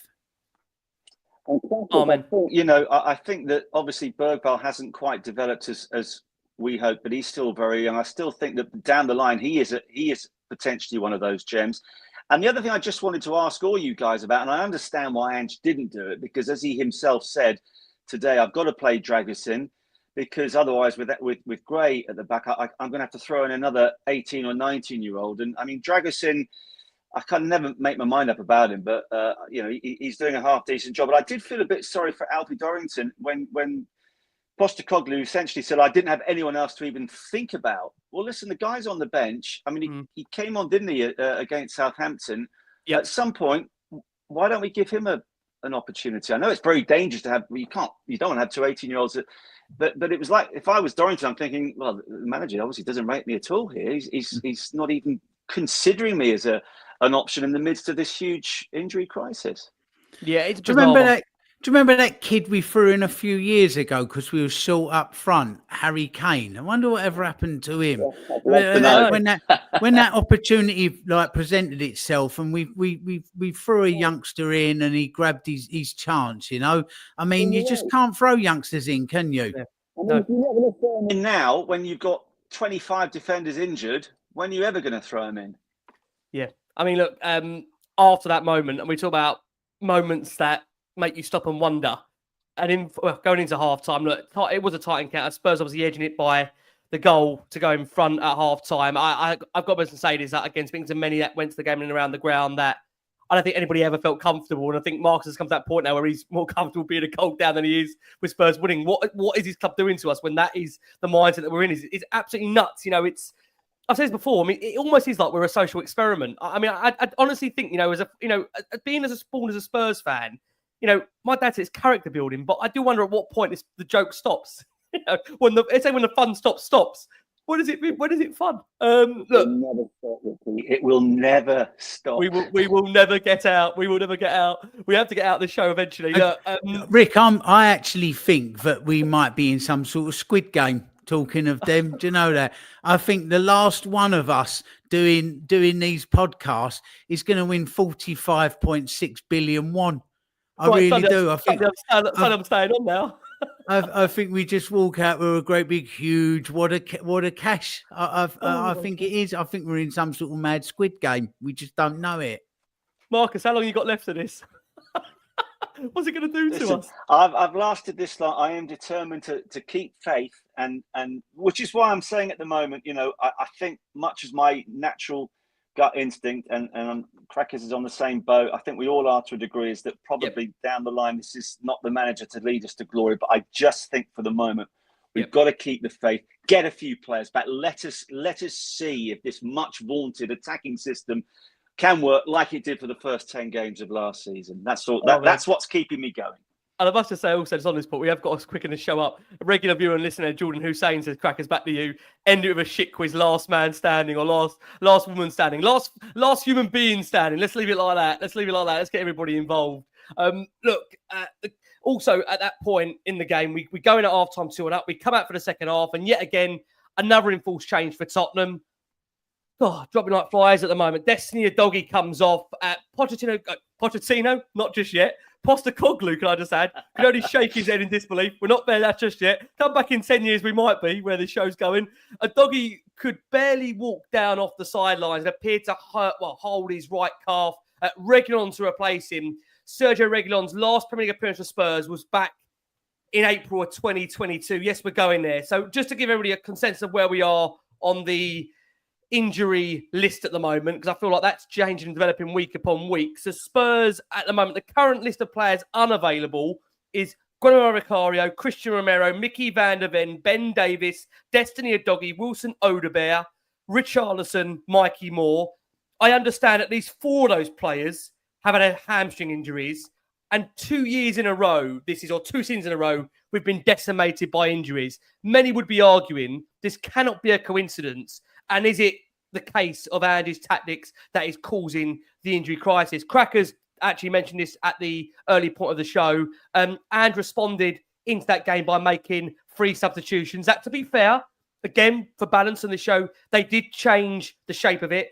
For once, not direct like for likes. We had Timo Werner replacing Heung-min Son. We had Maddison on for Basuma. Sarr switched for Johnson. Kulusevski moved out to the right wing. Postecoglou was actually furious at the subs weren't ready to come on in the previous break of play. Absolutely fuming. But like I say, we were playing that last 30 minutes of the game with a left side of Sergio Reguilon and Timo Werner.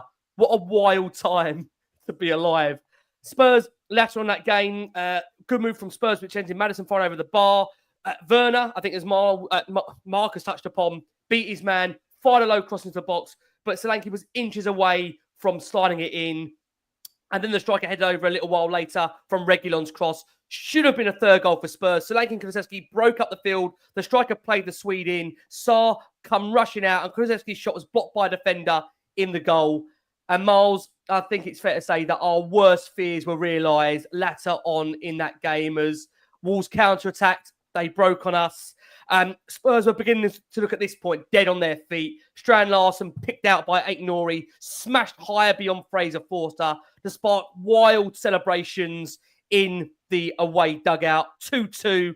And I think, look, we can't get away from it. Spurs had looked shattered in those 15 minutes prior that led to that goal, and they were made to pay the price. And you know what, the possession stats were being shown at the time that Spurs ended that final 20 minutes with what I believe to be the lion's share of, not lion's share, of 20% to Wolves' 80. And when you are going to give up that element of possession, and yes, some have asked for a more pragmatic approach, the worrying thing for me is that there is now a fear in that stadium where, I know it sounds mad, I think AVB said this many, many years ago, and Marcus, you might remember this. I think he said that we have a tendency to actually suck the ball into the opposition net. And that is what it felt like, Marlon, that, you know, by hook or by crook, we were going to give this goal away, and we did for 2-2. But I think I have to say, for balance, Wolves earned that goal. Is that fair to say, Marlon? It was coming. It was coming. Yeah, it was coming, but I'm going to say something that people are not going to like. Look, I know he's 18, but Archie Gray, you can clearly see, and when in the moment just before that ball's laid, Reguilon and Porro are on the line. Dragoshin goes to go towards the ball, but Archie Gray doesn't pull up with the rest of his defenders, and that's because he's not naturally a central defender. And I think this is where the problems lie, because I think he did it in the last game as well. And when you are trying to put a midfielder and you're trying to squeeze this 18-year-old in there, there are certain mistakes that he's going to make because he's not a natural defender. And in a situation like that, that's where I sit there and go, if that's Romero, Van der Ven, Porro, and say your doggy, or even a Reguilon, because even the fact that even in that situation he was able to see the line, Archie Gray wasn't. Look, it was one of those goals that looked like it was coming, but if you got a more not clever, that's the wrong word, but probably a bit more of a back four that are naturally play defenders, I think where they're a unit, you'd probably see it in that situation. Van der Ven would say to Romero, see Romero go in, and Van der Ven would look at his two fullbacks and go, hold on, I'm too far. There was a man in front of him. I can't remember who the man was next to Archie Gray, but he doesn't see Larsen. So in his head, that's where Larsen gets free, and that's why he's kept on side. It was millimeters, but this is the problem you're going to have when you are putting an Archie Gray there. Look, he had a good game, don't get me wrong, but there are certain mistakes I have seen that him playing centre back. And I said this week, I will never ever criticise him for playing there. No. Right, because it's not his natural position. I did the same with Emerson Royale. I'm not going to do the same. I'm going to do exactly with Archie Gray, but that's where that's come from. He's just not a centre back, but he had a good game. But you're going to get in a situation like that, you are going to get something like that when he's not naturally thinking in that way, and he is learning position on the job. But it is what it is.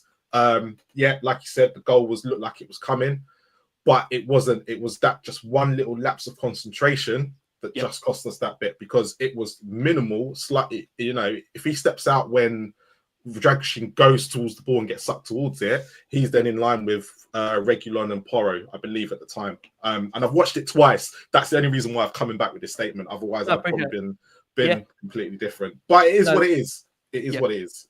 Yeah, like I say, 8 minutes stoppage time was put up for Spurs to find a winner. The problem was in those 8 minutes, we looked knackered. We looked dead on our feet. And I think you have to say 2-2 was a fair result. You know, Wolves, I think, earned that point. You can't get away from it. It's 7 out of 9 now for their new manager. And to make things worse for Spurs, that compounded the afternoon, as we mentioned earlier in the show, Rodrigo Bentancur's yellow card for that tackle on Gomez now means that he will miss Tottenham's game against Newcastle United next week, which, you know what, I don't know how many times I can keep saying these are big games. They're all big games. You know, where Spurs are in the league at the moment, these are all big games. What it means for Spurs, again, in terms of that league table as we look to close this show, is that, you know, we are, as things stand at the moment, which again, I take no pleasure in saying here, when you look at where we are in that league position, Spurs currently, they sit 11th in the Premier League. They are 11 points off the top 4. They're 10 points away from the drop. And it already does feel like, as I mentioned at the start of this show, it's a cups or bust season. For somebody like me to say that the cups are everything to me, I've made that very, very clear. You know, I've never really been that interested in the league position. But when I say that, with all due respect, I can't sit here and be accepting of the fact Spurs are 11th in the Premier League. I just don't think, even with the injuries that we've got, even with a lot of the things that have happened to the club this season, injuries, everything off the field, Tottenham can't be 11th in the Premier League. They just can't. It can't happen. It shouldn't happen. It's unacceptable. So, look, I want to close on this final question to you all. And I'll start with Marcus if I can. Marcus, it's been an absolute pleasure having you on the show. Thank you so much, as always. Cool.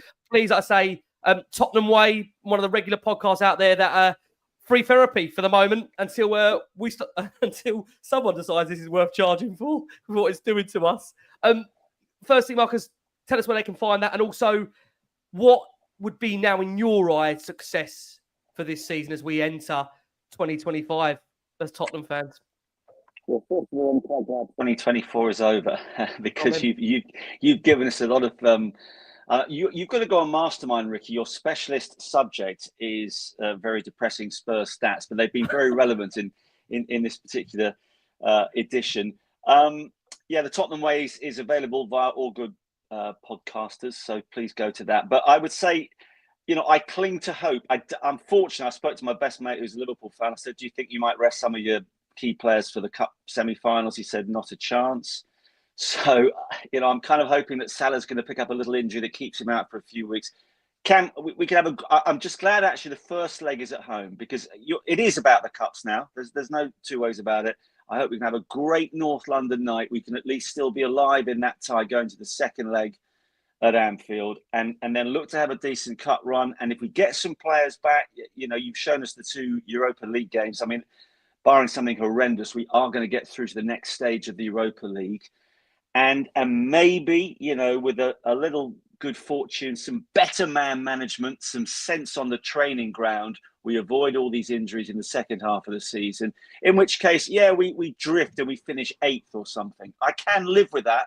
I think, Ricky, like you, if it means that we have some glory in one of the cups. We are in a semi-final. Let's not forget that. We're almost certainly going to get to the knockout stage of the Europa League. Let's have a few nice draws in the FA Cup. And there is still lots to look forward to in the 2024-25 season. Marcus, thank you so much, mate. Sorry to take you over time, but you know what? I haven't told you this, but I will tell you this now. This is my fault. I think this is your 4th last word on Spurs Tottenham Wolves fixture, and you are yet to be on here after a win. So the promise I will make to you is that I will not be bringing you back for a Tottenham Wolves fixture for all the Spurs fan base out there, and for you as well. That's my promise to you for 2025. Get it. Thank you, mate. Miles, very quickly to you. I think I've asked this before. What is now success in your mind for 2025 for this season now, with where we are, league place? What needs to happen? What would happen for you to be happy as a Spurs fan?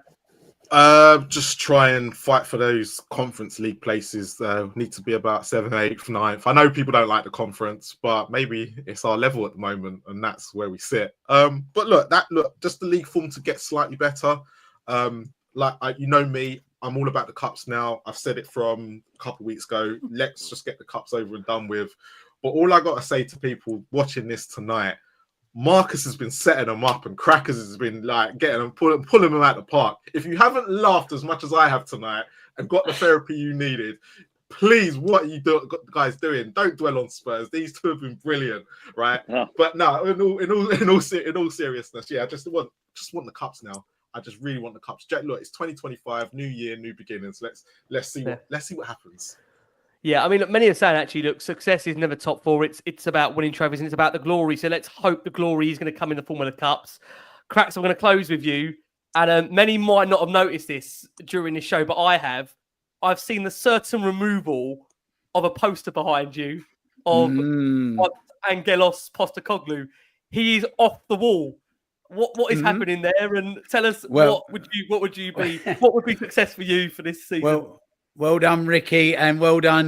Big up Hakan Kassaman. Well done. He noticed it as well. The only two people, one in the comments and yourself, Rick. I won't rest until that is retaken. That place. It's gone now for me. That's gone, and 2025 is going to bring us the Tony Mowbray poster up behind us, isn't it? Or a temporary Ryan Mason poster followed by a Tony Mowbray out of contract and available. I thought you were going to peel off Gary Megson there for a second, but obviously we have moved on in footballing terms. Sorry, Hakan, you're Hakan Karaman, not Kassaman. That's your brother. But well done, Hakan. You noticed as well. So yeah, look, it's. I never get too down about Spurs. They annoy me, they frustrate me. But the sun comes up again tomorrow, and we've all got to go out and pay the bills and make sure the kids are all well and good. So it has its place in life, doesn't it, Rick? These things. So yeah, it is what it is, mate. As someone says, maybe for not too much longer. Who knows? See you. Where are we now? It's that funny week between Christmas and New Year, and every day's when's the Tuesday, isn't it? Like whatever the 45th of December. So I think we're on Sunday. See you Wednesday night when he gets sacked for the emergency pod. No doubt. Honestly, Merry Christmas, Happy New Year, everyone. He's not going. He'll last until as long as the man upstairs starts feeling the heat and it thinks he needs to get himself a new human shield. That's what normally happens. Once he starts feeling the heat round the corner, like old Bobby De Niro, he'll be gone, won't he? He'll be gone, and the Emperor's New Clothes comes in, and North Korea rolls on once again, doesn't he? Listen, Cracks, thank you so much. And look, again, I will just say it at the very top of the show. I've repeated it in the middle and I'll say it at the end. We are always seeking that balance with regards to the shows. They are tough to do at the moment. We will always try and bring a sense of perspective of where we are with a bit of humour and laughter along the way, because we are Spurs fans and we need that in our life just to stay sane, I think. So listen, I want to say a massive thank you. There's been over nearly 8,000 of you that have watched this show live. Quite simply, incredible support for Last Word on Spurs. If only the support for this show was the same as what we see week in, week out. I mean, God, where would we be as a football club? I want to say a massive thank you to this incredible panel that have given us fun, laughter, and more. Hopefully success and glory is at the end of the pathway. The wonderful Marcus Buckland. Marcus, thank you so much. Please go and check out the Tottenham Way for more of Marcus' takes. You've been a star. Thank you. The brilliant Marlon over at the Spurs Kings. Marlon, he's cocking up his appearances. Come on. We're 100 consecutive ones in here, Mars. I don't know what we're on. We're going to see him for Newcastle. Crackers. Rick, did you say clocking up the appearances or cocking up the appearances? I was going to ask the same question. If you're listening in medium wave, Ricky did say clocking up the appearances. It's only me that does the cocking them up. Clocking, just to be clear, not cocking. What can I say? Crackers, thank you so much.